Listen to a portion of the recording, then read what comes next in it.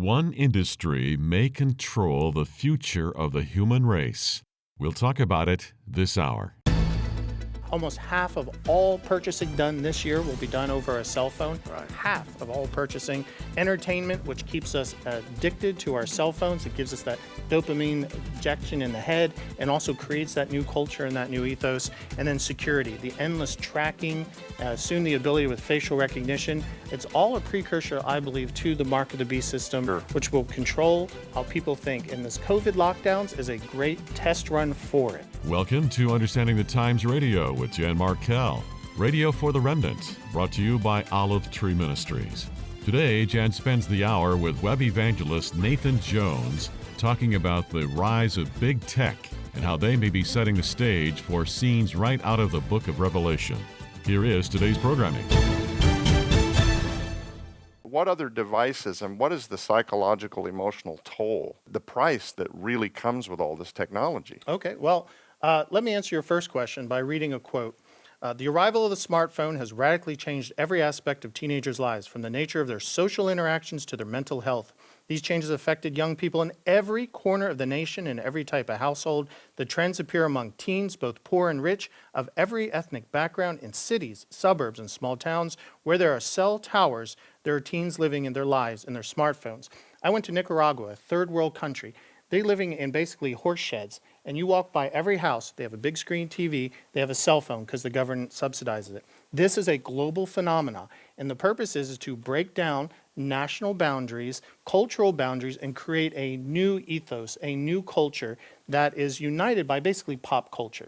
The end result is we have the loneliest generation. Our children are so lonely, they're so lost, and the end result, to answer that second question, is it's their souls. And welcome to the program. Well, most of us have a love-hate relationship with technology. We know it can be used for good. It gets the gospel around the world, literally, to every continent with a click of a mouse. At the same time, it has a dark side. It is addictive. The content can be dark, can even be demonic. Well, my guest for the hour, Nathan Jones of Lamb Lion Ministries, says social media saturates today's culture. Adults, as well as youth of America and the world for that matter, have their eyes constantly on the various devices that bring them news, information, and most of all, entertainment. Devices turn people inward, fulfilling the Apostle Paul's perilous times characteristic, lovers of self. Nathan goes on to say they term photos taken of themselves selfies. The minions of the Antichrist spirit are enabled, he says, to use the devices that have so captured the minds and hearts, particularly of the youth, to benefit their nefarious work in the high places they occupy. They can bend and shape opinion in concert with the leftist mainstream media. Thus we have a nation divided, but more importantly, a people, even on a worldwide basis, captive to the spirit of Antichrist, that wants to enslave them under the coming regime of the first beast of Revelation chapter 13. Well, Nathan has contributed a chapter in the new Terry James book, Lawless, End Times War Against the Spirit of Antichrist, which we carry, and his chapter is titled Devices in These End of Days. A reminder that this book has 17 contributors, and it's available in our store, in our newsletters, or you can call us. Nathan Jones, welcome back to the program. Well, thank you. It's always a great blessing to be with you and your audience. Listen, you love technology and utilize every aspect of it to spread the gospel. So I think we ought to state right up front that neither you nor I are anti-technology. We recognize its dark side. Oh, absolutely. I've been in technology for 20 years now. I'm the Internet Evangelist with Lamb Lion Ministries. But before that, I was in web development, design, and digital marketing. For 20 years, I've been championing the cause of Internet evangelism to churches and ministries. Until recently with the COVID virus, a lot on deaf ears, people not realizing the opportunity that the Internet provides of reaching the world with the gospel. I'm very passionate about that, yes, but you're right. There's actually a very dark side to it, and Satan is using technology to continue to build this new Tower of Babel and work towards his one world kingdom. Yes, exactly. And I want to emphasize that technology, it keeps us informed, it keeps us connected to people we care about, but it offers the clickbaiters, the identity thieves, the cyber bullies, And what you bring out, Nathan, in the book and in your interviews is the young, as you've pointed out, and I think it's obvious to just about every listener, younger people become detached and they live only electronically. Ultimately, your point is this is setting the stage for the Antichrist, and I do want to talk about that in this hour. But let's just go back here for a minute to dealing with the young people because they've become detached, they live only electronically. And you even say that some young people are on the brink of a mental health crisis because of that. Explain what you mean. There's been no other generation in the past that has been subjected to as many distractions as millennials and Generation Zs of today. Generation Zs in particular have lived their entire lives never having known what life was like before being connected 24/7 to the internet and their mobile devices. In my research for this chapter, I found Jean Twenge. She's a professor of psychology in San Diego State, and she labeled millennials and Gen Zs, and those are people born from 1980 and afterwards, as Generation Me or iGen or the distracted generation because they now have these devices that continually keep them distracted. Matter of fact, 90% of teachers that were surveyed said that it's creating a short attention span generation. They can't do their homework. They can't have critical thinking skills. It's created this terrible loneliness. I have children that are Generation Zs. In other words, they were born 1998 and later. For them and their friends, you see increasingly homebound. They're jobless. They're dislocated. They're lonely. They're falling into lethargy. They're physically weak. They're depressed. They're taking painkillers. And they're 35% more likely to commit suicide than previous generations. And socially, 44% of high school seniors as of 2015 haven't even been on a date before. As our generation gets more and more connected to their devices, which supposedly connect us with other people, they're actually being disconnected from society, and it's having great adverse effects on their psychology. Yeah, I want to build on that. It happens to be a clip of you in an interview. Some of these young people are ending up with no social skills. Their only interest is devices. When it comes to Bible prophecy, people tend to come to me for the technology aspect of it because I have 20 years in the field of internet evangelism as well as the technology side of it. So Terry approached me saying, well, we're all looking at different ways how Satan is trying to build this new world order. Could you approach from the technological side, particularly devices? And I'll just tell you straight up front, I think that all of technology is working towards reprogramming humanity to a new ethos and a new culture, which is Satan's, to build this new world order. And particularly they do it through digital media, particularly the cell phone. Okay. I'll tell you, when Terry approached me, I was at a restaurant, and I saw a family of about 20 people. They had put all these chairs together, and every single person on that table was on their cell phone. Not a person was talking to them. I sat there at my table, and I watched them eat. Nobody talked. I don't even know why they were at a restaurant together. It's become the only way that Gen Zs, when I talk Gen Zs, I talk about my children's generation. It's born 1998 to 2015. Okay. The millennials are 1980 to 97. And they have grown up with technology. They don't remember a day where they weren't hooked up to the internet in some way. So as I began researching for this, you found out that Gen Z, my children's generation, spends 6.5 hours a day connected. They prefer to connect to people over social media rather than in person. So they are now isolated onto their devices. The end result is that we now have a generation that's the suicide rate has gone up 35% amongst our children. They're isolated, they're lonely. 44% of seniors in high school now haven't even gone on a date. They don't know how to do it. I've watched my own children struggle socially with people because they'd rather talk to people over their devices.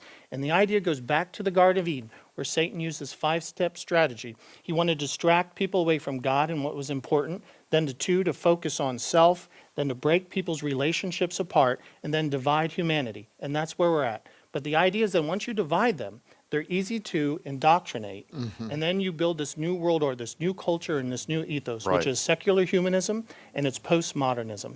And that's what's controlling the new generation today. Nathan, that was a very interesting clip that I just played of you. In your chapter, you look very carefully at the smartphone. Just about every listener right now has a smartphone. And you call it a mind-altering device, and I would agree with you, but every listener who has a smartphone, they're not looking at it as some kind of a mind-altering device. It's a convenience to them. That's all. They're out running around. They got to call somebody, and it's a tremendous convenience over the old landline phone, which, by the way, some of us still have. Why are you calling it a mind-altering device?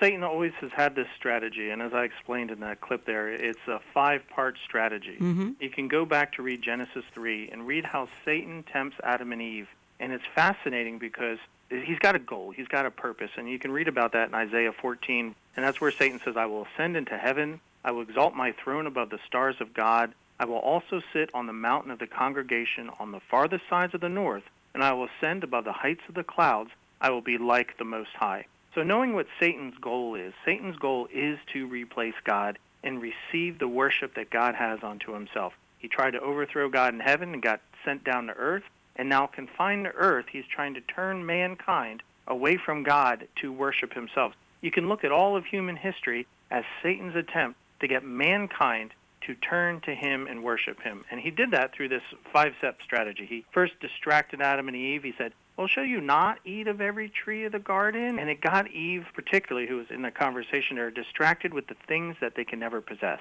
And that's one thing that the smartphone technology does, is it continually distracts us. It continually shows us a different look, more stuff you can buy, great trips, a new world that you could have but can never really possess.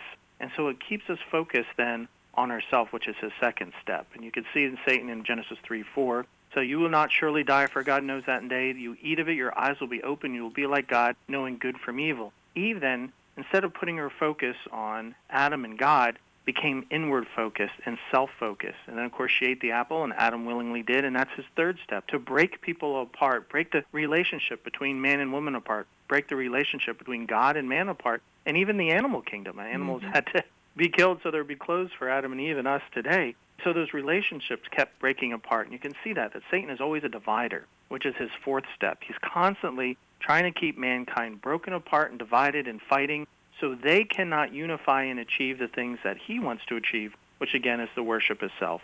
His final step is to take all those disparaging, broken, conflicting relationships and then reprogram into a new ethos, a global religion, which is humanism, which we know in the tribulation will lead to eventually Satanism, and set up his kingdom where he is the center of worship. And during the tribulation time period ahead, he will achieve that. I want to play another clip because I'm kind of staying with the theme, at least for the opening few minutes, of what it's doing to teens and young adults. This is a real short clip from an online documentary called Plugged In. And again, folks, we're just sending out some warnings. If you have kids, grandkids, whatever, young people in your life, not that adults and even senior citizens aren't into technology. They are, big time. But it doesn't seem to be twisting the minds so much of adults as it is to young people. There's a new study out that's warning of the possible deadly consequences for teens using social media. Obviously, we know social media plays a role, but here we are in this day and time where you're almost not surprised that this is occurring. You know, I'm so glad that you brought this up, and I do see a connection between teen depression and social media in my practice. I mean, teen suicide has gone up a lot in the last 10 to 20 years. It's been basically a 50% increase in females under the age of 17 and a 30% increase in boys under the age of 17. Society has been gradually darkened by this scheme in which everyone is under surveillance all the time and everyone is under this mild version of behavior modification all the time. It's made people jittery and cranky. It's made teens especially depressed, which can be quite severe. And it is a point in time where people need to hard break from some of these tools and the things that you rely on. The short-term dopamine-driven feedback loops that we have created are destroying how society works. That thought process was all about how do we consume as much of your time and conscious attention as possible. In this documentary, we will be exploring the hidden toxicity of social media use. We are not going to be telling you not to use social media or to throw your smartphones away, but we do want people to understand the way that algorithms and artificial intelligence that you engage with when you open your smartphone and use social media affect and condition your brain and the dopamine reward system and your central nervous system and even your very perceptions of reality itself. Nathan, the two things that jump out at me, and we've only been recording here less than 15 minutes, smartphone and social media, these seem to be the two instruments that control society today. I'd agree with that. What's interesting is when Terry James, who's the general editor of Lawless, tasked me with this, He wanted me to look at technology as a whole. And so what I did is I covered 6 different categories of technology: electrical power, computers, communications, e-commerce, entertainment, and security, and how they all work together, and how the ultimate combination, you call like a crossroads or the center of a spider web, is the smartphone. The smartphone is the hub of it for us. I don't think it's hard for anybody to deny that when they go outside and they watch people walking up and down the streets, they're glued to their smartphones. They're addicted to it, and it's a scary thing. Someone made an animated YouTube video recently, and it showed all these people like zombies walking around with their cell phones, and people were dying and getting robbed, and the only interest that people had was to take the pictures of it, put it on their Facebook page, and move on. And we read how in the end times that society, the love of most, will grow cold. I was sitting in an airport once, and I had a layover, and there was a young woman sitting next to me, and she spent the entire time prepping herself and taking selfies, and she was totally 100% absorbed in herself. And that's not what the Bible calls us to be, right? The Bible calls us to love God and love others, to be selfless.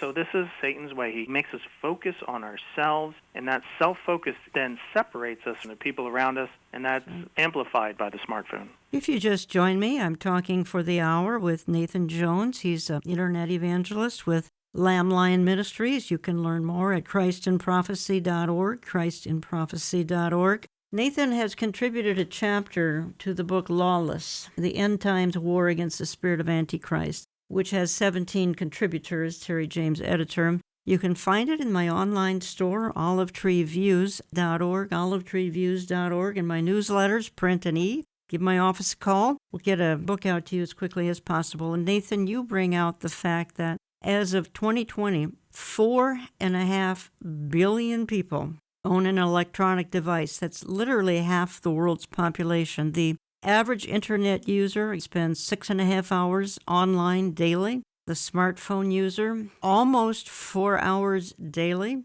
And as you say, this is today's Tower of Babel. Why don't you explain what you mean by that? Well, the Tower of Babel was mankind's attempt to disobey God. God had ordered humanity after the flood to go out and be fruitful and settle the world. And mankind said, no, we're going to build a city, we're going to build this tower, and we're going to declare that we're our own God. Mankind and Satan aren't too different. We have the same lusts, ambitions, and greed and self-focus.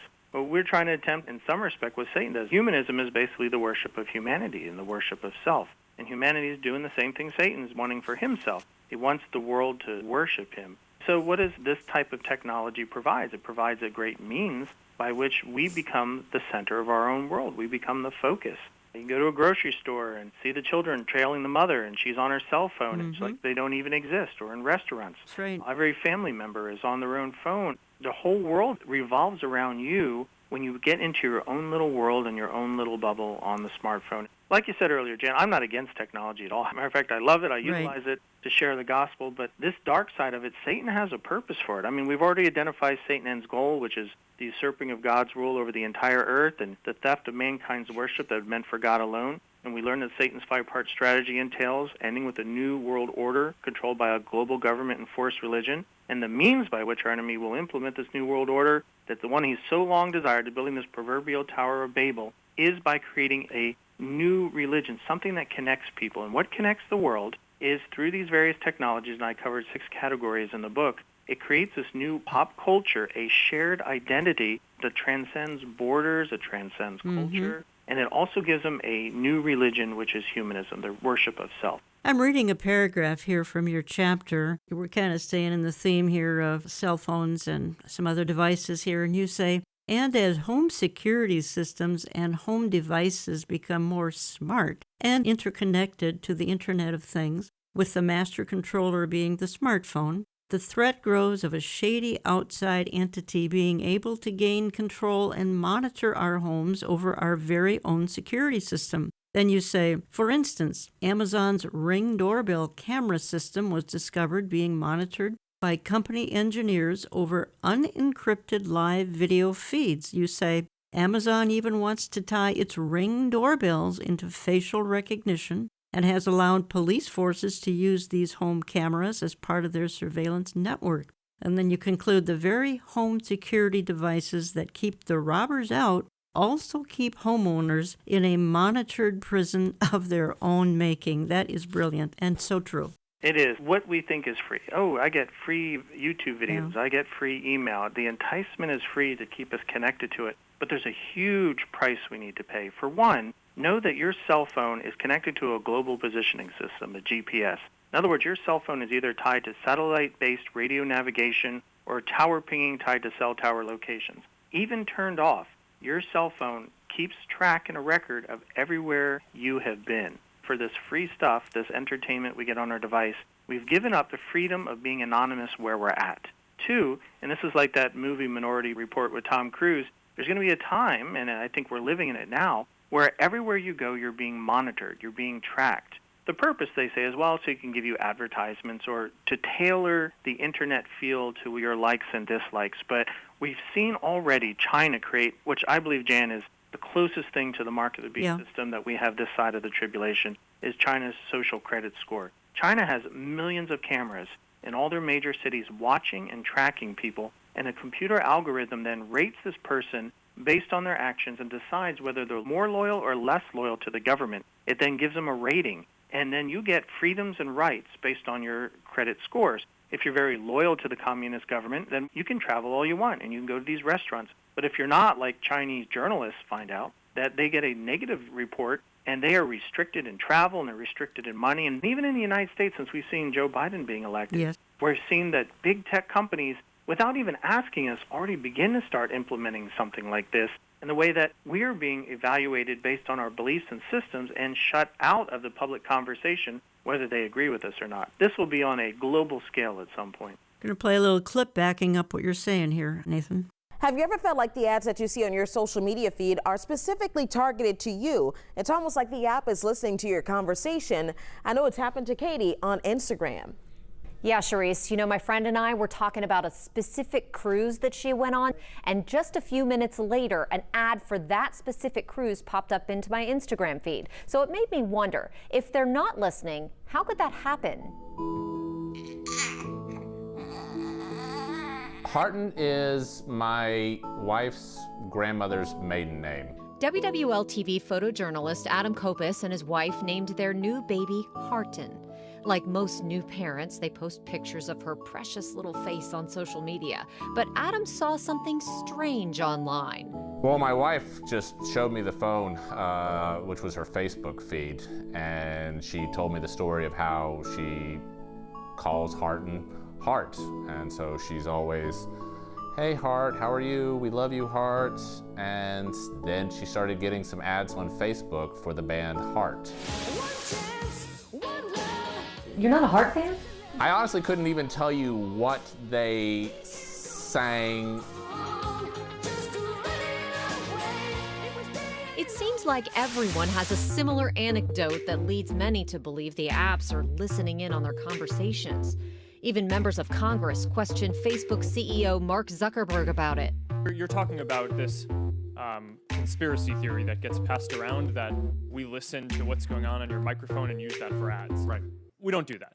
I wanted to test it out, so we started with Instagram. With my Instagram app open on my phone, Charisse and I started talking about all kinds of stuff.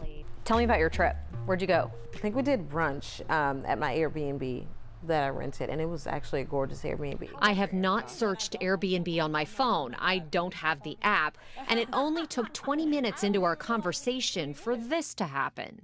There's an ad for Airbnb. Nathan, I've actually covered this topic on air a few times. Billy Crone, Eric Barger have talked about this tracking. I think the average listener, if they didn't hear those programs, they have no idea what a victim they are when it comes to tracking. Oh, you're not kidding. I mean, the security technology we have today is really Orwellian. Yeah. There's a constant monitoring via cameras and microphones, smart assistants.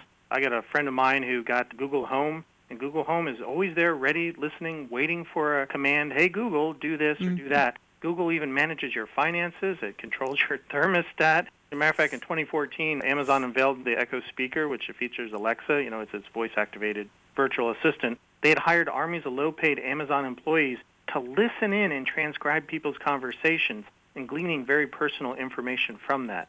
In my research for this book, I found many different examples of companies who, on the surface, like that Zuckerberg clip, said, no, we're not doing it. Oh, yes, they are. They are very much listening to you because that's what the thing does. It's meant to listen to your voice command. But it's not just stop listening as soon as you stop giving the command. It's picking up information ideas, now primarily to sell you products. Yes. That's his purpose. Yes. That'd be fine if the data disappeared afterwards, but it doesn't. That's right. Huge data centers have been built all over to store the history of all your data, and it's being used against people. That TV show, The Flash, one of those superhero TV shows, they fired one of their actors recently for a tweet he said when he was 12 years old. Talking to Nathan Jones for the hour. You can reach him at christinprophecy.org. He's a part of Dave Reagan's Lamb Lion Ministries as an internet evangelist. Yep, you heard that right. In the 21st century, we need internet evangelists because there's a bright side to technology, and that is it gets the gospel around the world in a heartbeat. That is what Nathan does on a full-time job. But here's where I kind of want to go yet.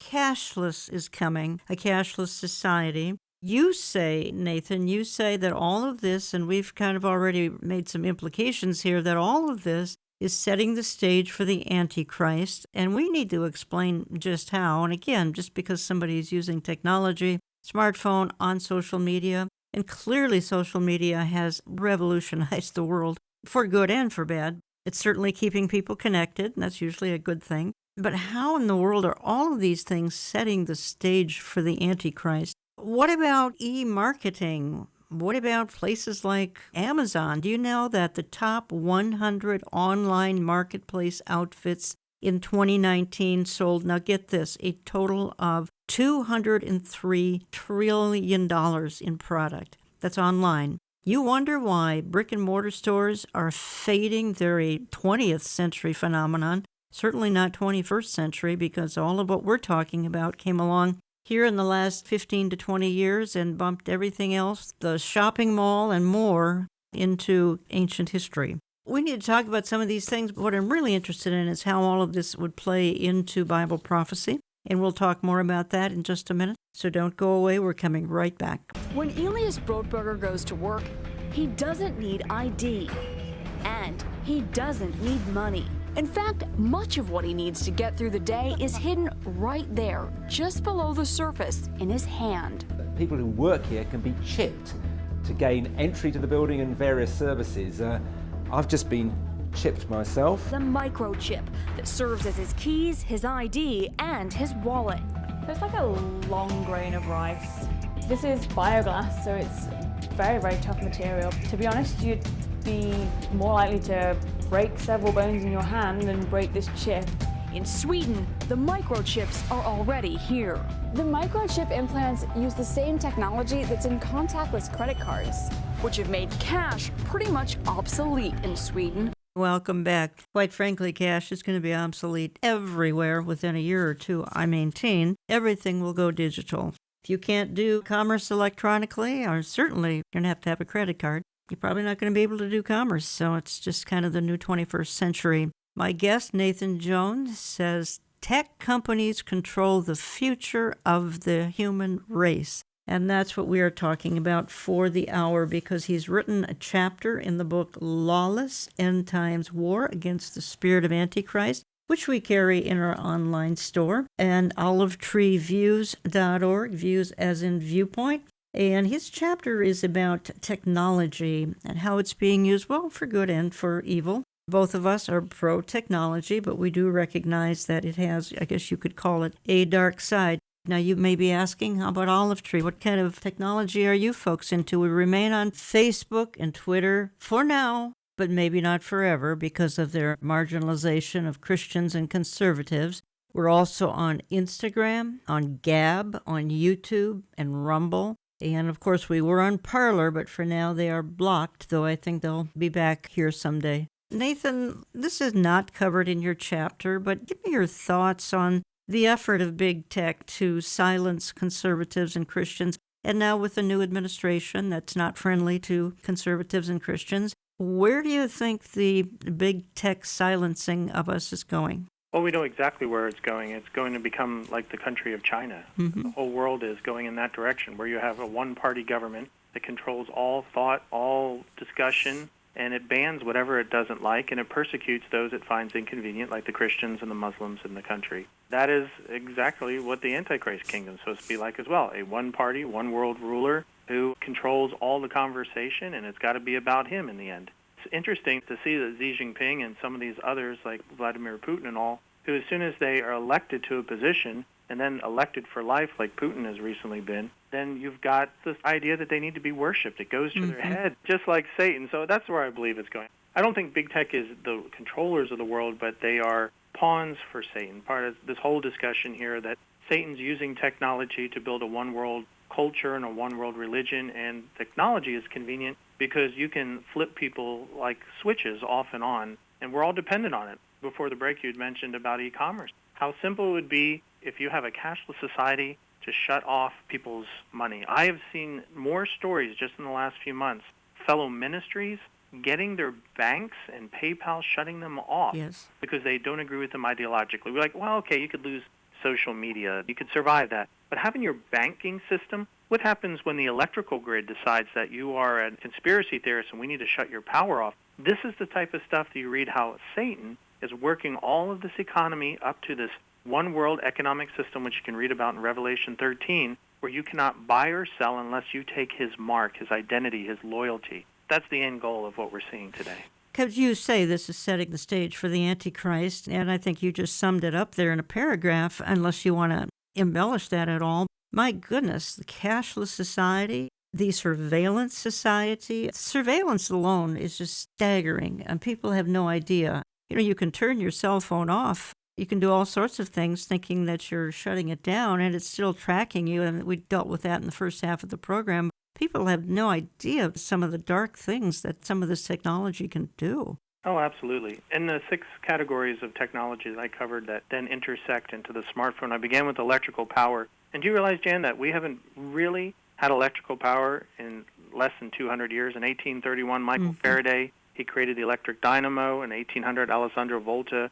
made the voltaic pile. And eventually, we started being able not just to have networks of power, but portable power, battery power. President Biden said he wants to turn the entire federal fleet of vehicles to electric power. Well, how do you shut off people's ability to travel if you want? You give them electric cars and they're self-driving. I mean, for all these freedoms and conveniences, there's a huge price to be paid. I then went into the second category about computers, and it's really since the 1940s. Before that, the abacus was the only computer the world knew. Now, as of 2020, last year, the average person's owned 6.58 computer devices, adding up to nearly 50 billion devices operating worldwide. I was at a conference last year in Las Vegas, and the whole discussion was, where is artificial intelligence going?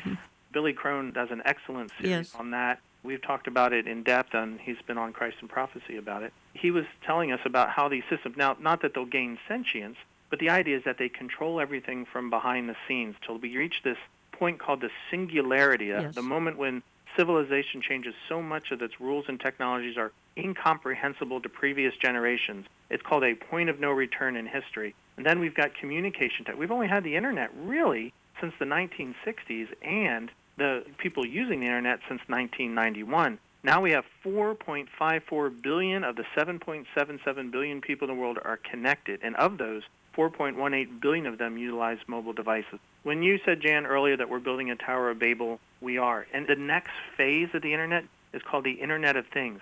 Every single device you own will be connected to the internet. Your refrigerator will tell you when you're out of yogurt. Your car will call your cell phone and let you know a tire's low. Everything that you own will be connected to the internet and give you conveniences, but at the same time also watch you like a bird in a cage. Yeah, the voting machine may be tied to the internet as well, which does not bode well for future elections. Going back to e-commerce here just a moment, because let's face it, the richest man in the world, Jeff Bezos, because of his e-commerce brilliance. Again, malls are closing around the world. I gave the figure of $203 trillion sold in 2019 in online marketing. Probably the biggest change in my lifetime is to see shopping malls close. I never thought I'd see the day. I'd love to watch the YouTube channel called Retail Archaeology. And it's this gentleman who goes into malls that are abandoned, and it's like ghost towns.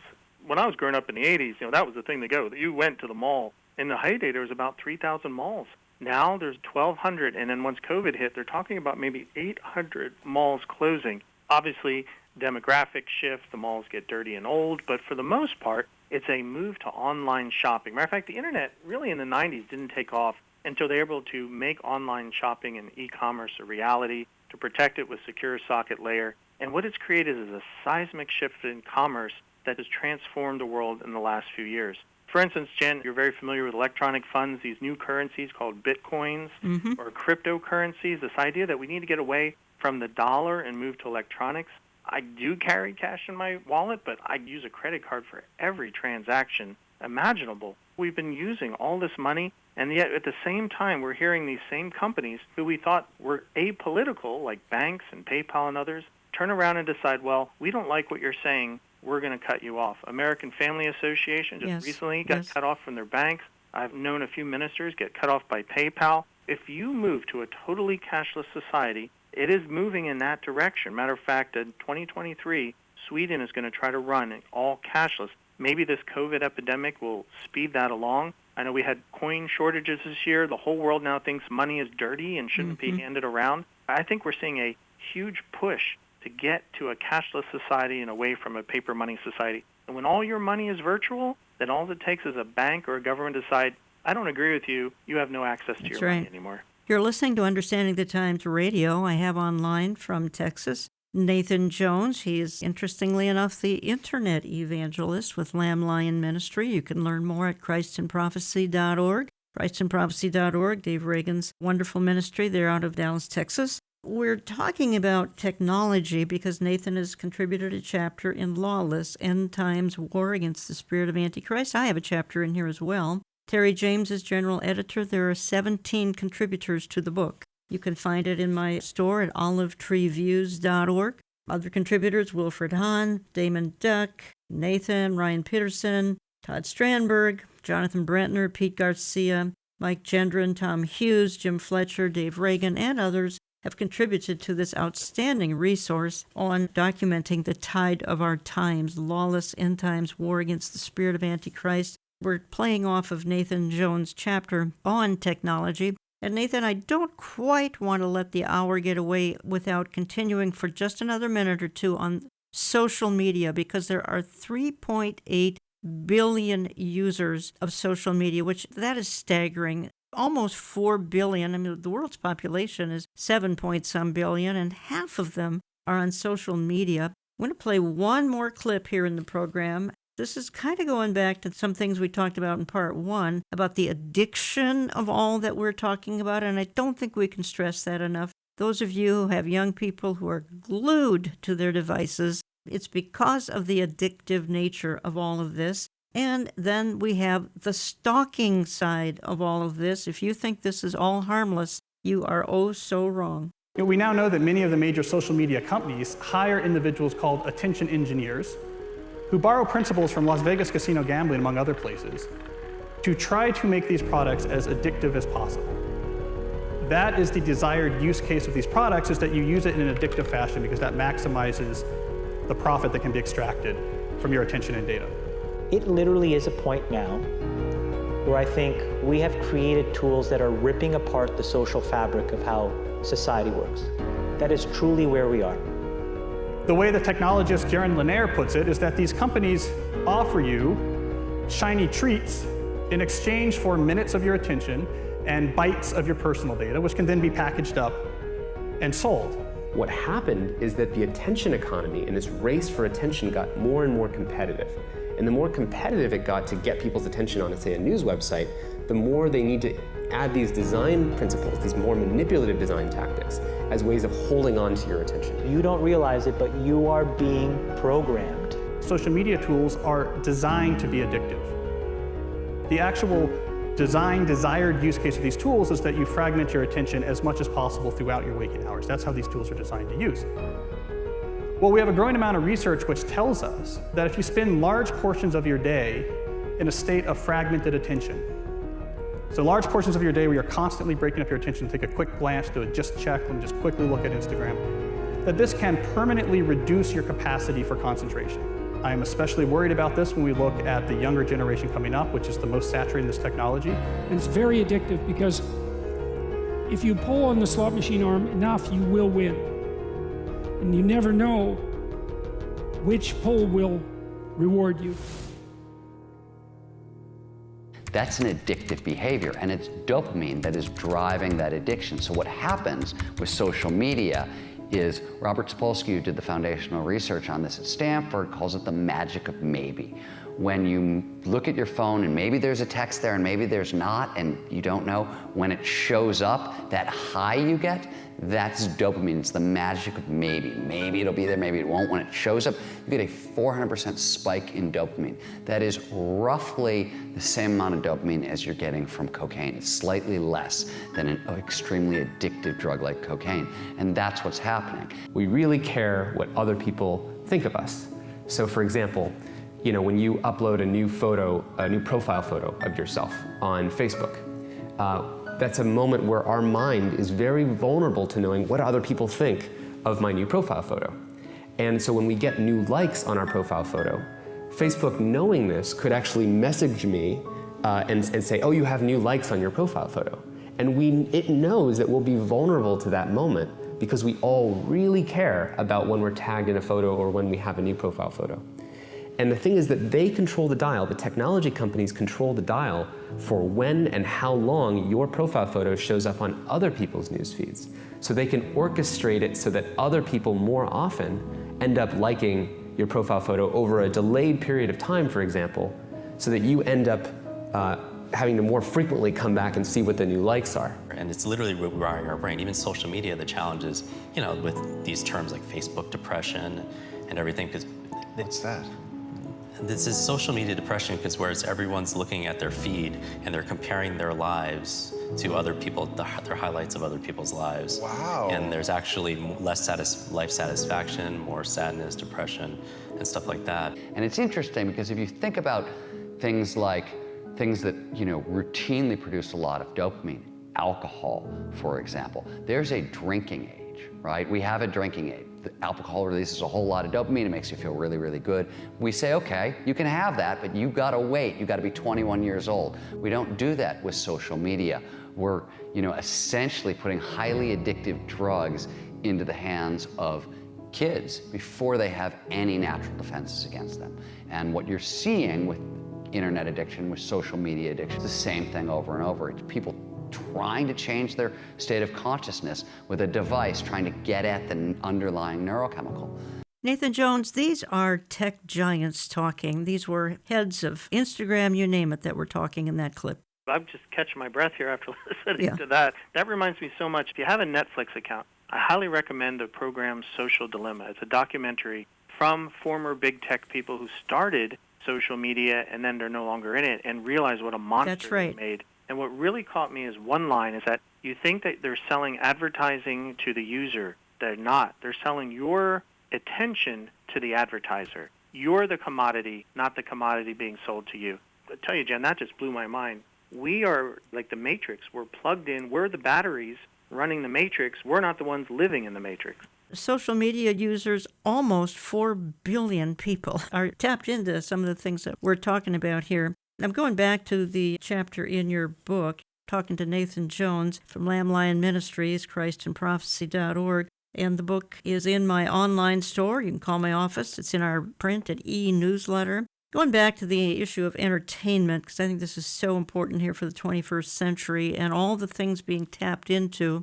YouTube, 2 billion users of YouTube. I use it every day. As a matter of fact, I can be on it just 2 hours a day. It's in 80 different languages. It's owned by Google, of course. We post our radio programs to YouTube. But folks, it's a more visual form. All the videos we're playing, we show you. It's posted to our website under radio, the video form. So if you'd like to see, you'll remember a whole lot more if you see some of the things we show you. But Nathan, let's just jump here for a minute. I just referenced YouTube. What about Netflix? What about Hulu, HBO, Disney Plus, Amazon Prime? I could go on and on. Apple TV, Roku. None of these existed 20 years ago. Did they even exist 12 to 15 years ago? Netflix did, but some of these are brand new. That's true. And Satan knows this because 65% of people are visual learners. Yes. They connect, they learn by seeing. And it's led media culture expert Steve Turner to say, film supplies more widespread cultural references than any other art form, and movies provide a shared reference point. Films and movies provide an unparalleled opportunity to connect to an increasingly visually driven, story-oriented culture and then reshape it to the storyteller's point of view. In my fifth category of technologies, we covered electric, computers, communication, e-commerce, and security. But entertainment is what you said earlier, Jan, was perfect. It's the glue that keeps you connected. Yeah. It gives you that jolt. So we've got what's called short-form video, which is YouTube, more accessible, easy to make, and long-term, which is your traditional movies and documentaries and TV shows. Also under entertainment is gaming and social media. So let's look at YouTube here. It's only been around since 2005, so this year it'll reach 16 years. That's all it's been on. 79% of Internet users have YouTube channels, and 90% of U.S. Internet users ages 18 to 44 access YouTube. And now, what we're seeing, if you drive down the street and pass your local movie theater, thanks to COVID, more than likely it's shuttered up. All my local theaters are shuttered up. Movies are being postponed. I went to a webinar this week to see what the future of televisions and movies, since our ministry's in television, and it's going to serialized short television series like The Mandalorian. Movies might soon become a thing of the past because the movies are ending and they're going online and they're going streaming. Part of that isolation thing, you're not going to a group experience with hundreds of people. You're now in your home with yourself or maybe a few people or on your cell phone, which 50% of people are watching their video over cell phone. Really? Yes, you take it with you. And so this is what YouTube's doing. Now, it's amazing that 720,000 hours of video is uploaded every day to YouTube. That's equal to 29.15 petabytes of monthly traffic coming from video. You realize when you see these statistics that people are connected to YouTube like there's no other, and they're increasingly connecting to their television and movies through these online streaming platforms, Crackle and Netflix and now Disney Plus and stuff like that. It's the glue that keeps us connected to our cell phones. If you're not getting your dopamine kick out of your social media, then, why don't I watch a YouTube video? You don't see the world around you anymore. And again, you're trapped in your own little world, and you're sharing that unified culture. And that's where we get back to this, Jan. The idea of having this online media is to develop a new culture and a new ethos. And that new culture and new ethos is pop culture and humanism. And that's exactly what YouTube is, basically the pulpit of that religion. Let's spend just a minute. I played the clip from Sweden, and you did reference it, and that is Sweden's heading, like you said, by 2023, possibly sooner, to cashless society. Frankly, I think America could be cashless easily by 2023. That's a whole new way of living. You're going to have to order digitally, online, PayPal, all the various ways. You're going to have to be ordering product. Again, we get back to brick and mortar going away, but cashless. I know the Bible talks about it. Revelation 13 talks about it. We know it's in the future. It just seems like it's coming like a freight train at us. And of course, I think what we're saying here in this hour, Nathan, and you stated bluntly in the chapter you've written, all of this is setting the stage for the Antichrist, for the one world system, for the one world religion, for a cashless society. We know the rapture of the church could be today. We don't know the day or the hour, but we know we're in the season. Give me your thoughts on this freight train coming at us, roaring this cashless society. What we're looking at is a transition of our society away from its historical, modernist, logic-based thinking to a postmodernist, relativistic, feeling-based, post-Christian era. Matter of fact, evangelism expert Rick Richardson describes the characteristics of this brave new postmodern culture as this is this new culture that we're coming here, that people are their own gods, that they engage in identity politics, they're rampantly distrustful of authority, they hold a general belief that love rules, they have an overt fear of the patriarchy, they readily discard whatever came before, and they tend to view Christians as self-serving. This is Satan's new ethos, carefully indoctrinating the masses worldwide by an ever-present, ever-watching smartphones, and thus we're creating the new global culture. If you want to sum it up, it's a pro-humanist, anti-Christian, having a form of godliness but denying its power, end-of-day culture, just as Paul warned Timothy in 2 Timothy 3. Jan, I don't think it's a matter of, is this coming down the line? It's now. The cashless part, I recently read that the Fed wants to release its own currency called the Fed and to replace the dollar. That is one of the final components. Driverless cars, they want people on their cell phones and not driving. If a computer's controlling your car, you're not. Again and again, we give up our freedoms for conveniences. People who give up freedoms are slaves, and that's what the Antichrist is working towards. I'm quoting you here. Technology companies control the future of the human race. And I totally agree with you. We don't want to make that kind of a statement to scare people. That's not the purpose of this hour at all. The purpose of this hour is to get people aware, not to scare. But why don't you spend a minute on the strong statement, tech companies control the future of the human race? Well, I think the tech companies tried to prove that by banning Donald Trump off all the social media, off of economic platforms like Amazon, off of search engine. 92% of all searches are done through Google. 92, that's a monopoly. We hear countries around the world, like Mexico and the EU, standing up saying, hey, we're going to bring antitrust against these monopolies, but they've lost. If you can take down the most powerful man in the world, the President of the United States, then you've proven you've won the war, and you're ready to bow your knee to whoever that one world future ruler is. I don't think that Jeff Bezos is going to be the Antichrist. Don't get me wrong there. It's clearly a political figure, but it's a tool to help support that. Let me back up to what you said. We have been making us aware of the negative side, but the positive side, and this is why I've been teaching and preaching internet evangelism for 20 years, is because it's a wonderful side. No time in human history has God given us the ability to share the gospel worldwide. Sure, we're starting to erode the freedoms and ability to share it, but God wants us to share the gospel. I minister to people around the world all day long without ever leaving Dallas. It's a wonderful, wonderful thing. I've shared the gospel with Muslims. You share them over the radio wave. The Lord is giving us this tool. It's a double-edged sword. We use the good side of it to share the gospel and get it out in the short time the Lord has. And when the church is raptured away, then that's when it's only going to be a one-sided sword, and it'll come down on people and restrict them. But for now, it's a two-edged sword. The Lord's given us time to use it so we can all be internet evangelists. Very well stated, Nathan, and I think that's the upside of this hour. We've talked about some grim statistics here and all, and we've talked about the addiction to all of this. We've talked about the tracking. Some of that's very, very negative. I've given statistics. Billions of people are tapped into technology. Billions, folks. That's billions with a B. It's half the world is tied into the things that we're talking about. You wonder, Nathan, just who isn't tied into technology. I can't imagine. You've got some fairly remote jungle dwellers, and they've got a cell phone, for Pete's sake. Oh, yes. I was just reading today how Elon Musk is putting up more SpaceX satellites to give internet access to people on the polar caps.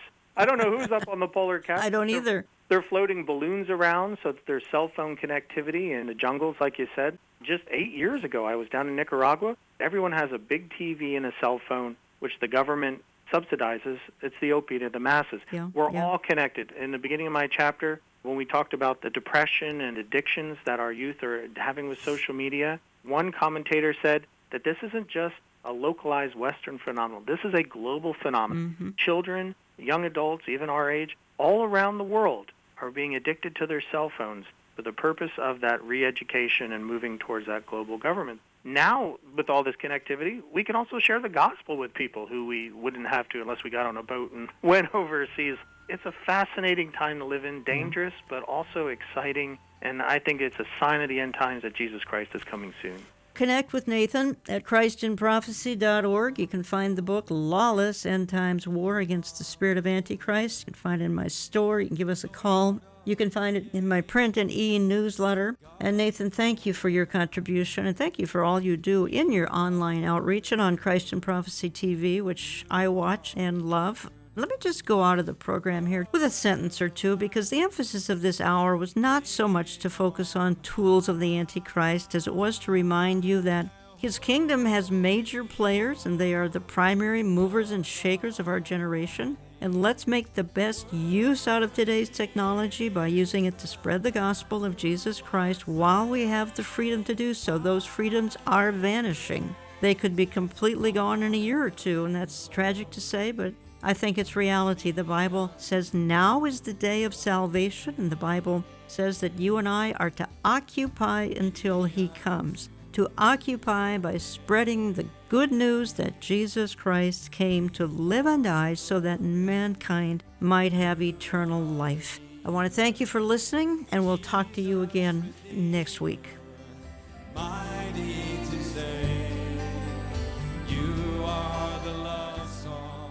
Write us through our website, olivetreeviews.org. That's olivetreeviews.org. Call us Central Time at 763-559-4444. That's 763-559-4444. We get our mail when you write to Jan Markell and Olive Tree Ministries, Box 1452, Maple Grove, Minnesota, 55311. That's Box 1452, Maple Grove, Minnesota, 55311. All gifts are tax deductible. Prayer support is just as essential to us as is financial support. Looking back, our times have been troubling for over a year. Just remember that God knew everything would happen before the beginning of time. He remains in total control, and everything is falling into place.